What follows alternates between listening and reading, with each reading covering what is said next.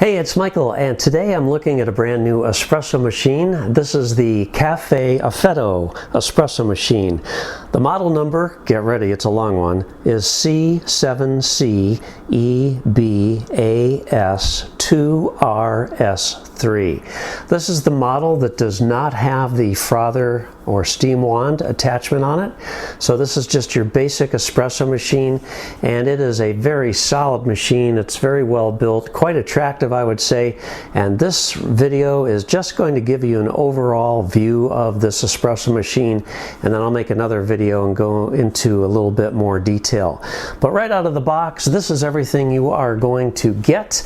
You're going to get a registration card, you've got the user guide, you've got sort of a quick start manual here, and then they give you a little cleaning brush, and I'll explain that use for that in a little bit.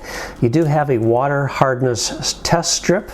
They give you, I believe there's 3 packets of cleansing solution and a little microfiber cloth for just cleaning the inside of the tray. Of course, you can use your own microfiber cloth for that, or a paper towel for that matter. Now, the water hardness is an important thing to check before you start using this, because that is going to affect when you need to descale the machine, and that's what those packets are for. However, it's also perfectly acceptable and much cheaper and more convenient just to use white vinegar and water. I usually use about a half to a half mixture, 50% white vinegar, 50% water, and then you can flush that through the system occasionally, and that will do a very nice job descaling the machine. As far as the machine features, first of all, you have touch panel up on the top here, and this is very sensitive, the touch panel. You've got a power button, an espresso button, an Americano button, a lungo button, a My Cup, and that's programmable, and then a hot water button. There are also indicators on there for Wi-Fi connectivity, and also the power button will either be blinking or it'll be solid. When it's blinking, that means the machine is sort of in a standby mode, and when you first use the machine after it has been in a standby mode, the machine will go through a rinsing cycle. So let me show you that right now. So the power light is blinking. I'm just going to push it once. You hear a beep. All the LEDs light up briefly, and there's an indicator on the top that says rinsing. It's going to eject about an ounce, maybe a little less, of water, and that's basically going to clean the coffee spout and just the internals here. And the advantage to that is, first of all, it's going to heat up the cup that you eject it into, although you can just not have a cup there and it'll go right into the drip tray. But there is the hot water being ejected, and then so this will warm up your cup a little bit. And that's always desirable, because that'll give you the hottest possible espresso when you get around to making your espresso. Now, if you wanted to add a little more hot water just to warm up your cup a little bit more, you could just come up here and push the hot water button. It'll start ejecting more hot water, and you don't need to put a whole lot more in there, so I'll just stop it. You just push the same button again, and it'll stop the process. So I'm going to pour this out, and I'll just give you a quick demo of making an espresso. So I'm going to push the espresso button. What's going to happen is it's going to grind the beans. It's going to compress the coffee that it's just ground, and then it is going to pre-infuse that with some water, and then it's going to proceed with the full extraction.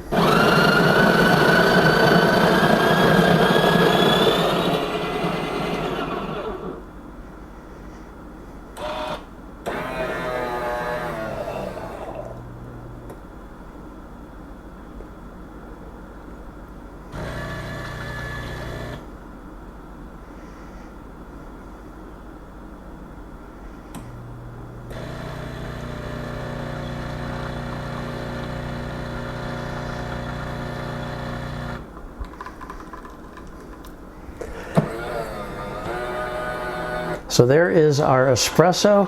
Of course, you want to make sure you're using freshly ground beans, and there you can see we have a nice amount of crema and you can adjust certain parameters of the espresso by using the app, or you can also determine the volume of the espresso if you don't like the default volume that it's giving you by pressing and holding the espresso button and then letting it go when the amount that you think it should be is at the right level, and then you just lift your finger off that button and that will be the new default for that button.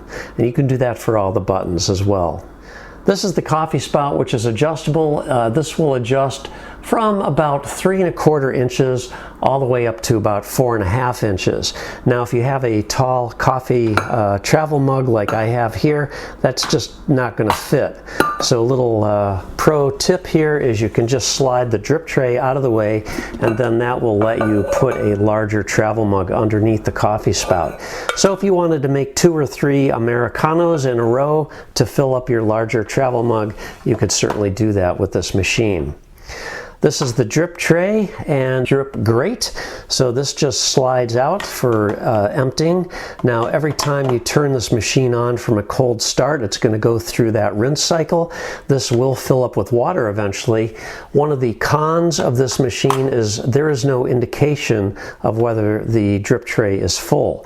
I've seen many other machines that have a little red float that'll pop up. When you can see the float sticking up, you know that your drip tray is full, and that's your clue to go over and empty it, of course. Now this is sort of magnetically attached to the machine. When you pull it away, you can just feel a slight tug. It's not really strong, but it's certainly strong enough to keep it there. And then when you slide that out of the way, next thing you're going to find is a disposal tray. This is easily pulled out just like this, and this is where your spent coffee pucks are going to end up. They end up in here, and you will also get a notification on the top of the machine and or in the app telling you that this is full and needs to be emptied. I don't find this to be 100% reliable, however. Sometimes I get a notification that it needs to be emptied when in fact it is pretty empty. But in any case, that's not a big deal, and that just slides back in once you empty out your coffee pucks. Now the other thing is that, let me get the drip tray out of the way here. If you were to turn the machine to the side, which I will do, you will find another door here. This gives you access to the service bay, and this is where the coffee grinder is located. This has 2 orange tabs which you just squeeze in, and you just pull this right out, and then you can clean this. You can rinse it out under running water, and then you can use that little brush that I showed you a little while ago to get any loose grounds off of this. You can just wipe it off with a microfiber towel or paper towel. Probably a microfiber towel is the best way though, because you don't want to get any paper remnants stuck in there that you might not see. And then this just, you squeeze the buttons again and it just snaps right back into place, and then you can replace the service bay door. Now this machine is a fairly hefty machine. As far as the dimensions, it stands about 12½ inches tall. Here I've got an 18¾ inch cabinet. I've got a little over 6 inches above this. There is the water tank is at the back of the machine here, so I can actually remove this to fill the water tank unless I pull this out. And again, it's pretty heavy. You have to carefully pull it out, and then you can pull out the water reservoir. Now the water reservoir can't be put in any which way. You'll see it does have this sort of a float thing over here. That has to be on the right side of the machine. Now this door does lift up, or lid I should say, does lift up and pivot back. Theoretically you could just pour water in this way, but they don't recommend that because it would be very easy to get water inside the machine doing it that way.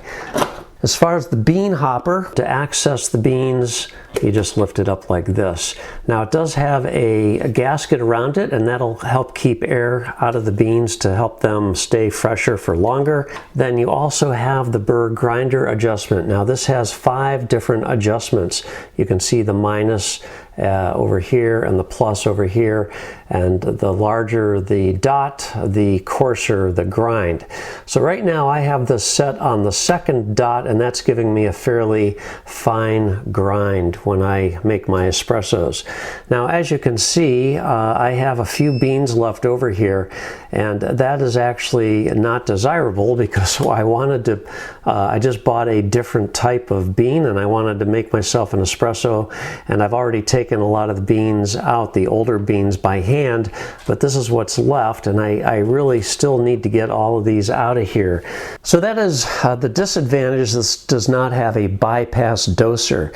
Now, some other machines that are considered super automatic or automatic, they actually have a little compartment where you can put in ground coffee, and that is a great solution to this problem, because that means you can leave your most often used beans in here, grind your decaf separately, and then you can use the bypass doser to make a decaf or some other bean if you want, but this machine does not have that feature. So anyway, I just got some new beans today, so let me get them. Right now I am in St. Petersburg, Florida, and I stopped by Black Crow Coffee. This is not sponsored by them in any way, but we stopped by their shop earlier today, tasted their coffee, and it was absolutely delicious. So this is freshly ground coffee. It was roasted December 18th. Well, today is December 20th, so that's about as fresh as you can get. And usually you do want to wait a couple days before you actually use the beans if they're that fresh. So I'm just going to pour some beans in here. Again, the hopper will hold about 10 ounces of beans, and this is 12-ounce bag, so I just put in about a third of the bag in there. And then I will cover this back up, slide this machine back around, and I made you an espresso already. This time I'm going to make an Americano. So I'm going to pour a little hot water into this cup just to get it hot.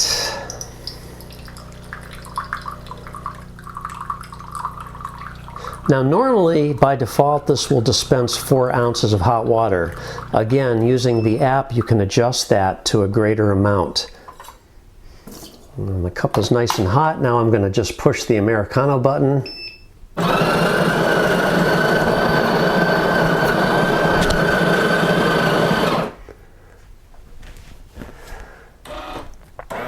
The machine itself is 16 inches deep, it's about 7 inches wide, and it stands 12.5 inches tall, as I mentioned. Another thing I really like about the machine is the LED light that lights up when a coffee is brewing. And as soon as this completes its brewing cycle, you'll notice that light will go off. But there's just something very cool. Now you could see it just changed from espresso to hot water. So that's making my Americano. And that's going to end up being about a 4.5 ounce drink. Again, you can alter the recipe of this by using the app, the SmartHQ app. And that light will go off here in just another second. Now, because this machine does not have a steam wand on it, if you want to make a cappuccino or a latte or whatever, you're going to need a frother of some sort. You can actually use a French press to make a foam for your milk-based drinks, and I'm going to put a link to how you can do that right up here in this corner up here somewhere, okay? So if you want to do that, you can do that. This really does make a very nice quality espresso. I was actually very surprised with this. It seems to be a very solid machine. It seems to be quite reliable to me so far. I've only had this about a week, but I've put at least 1.5 pounds of coffee through this already, and it is working very well. I don't think it's particularly that noisy. You know, anytime you're grinding beans, you're going to get some noise. And of course, you've got the pump and the pressure to get the water through the coffee ground. So it is going to make some noise, but does not seem to be exceedingly noisy to me. If if I had any complaints, it would just be that I'm not a huge fan of touch panels just because it's so easy to accidentally hit a button when you don't intend to. So if you do start to make a drink and you realize, oh, I do not want that to happen right now, all you have to do is push that button again real quick and that'll cease making that drink. Now, depending on how long it takes you to push that button, you may end up wasting some coffee because it's not completed the whole cycle. So it's got some partially ground coffee in there in the coffee brewer, and the next time you make a drink, it's going to have to eject that coffee. So, but overall, this is really a really nice machine. I am going to make some subsequent videos that go into a little more detail about all its features. So if you have any questions at this point, feel free to leave me a comment down below. I will certainly attempt to answer them if I can, and otherwise keep an eye out on my channel for the next video in this series of the Café Affetto espresso maker. Automatic, it's really nice. Thanks a lot for watching, guys. We'll catch you next time. Take care.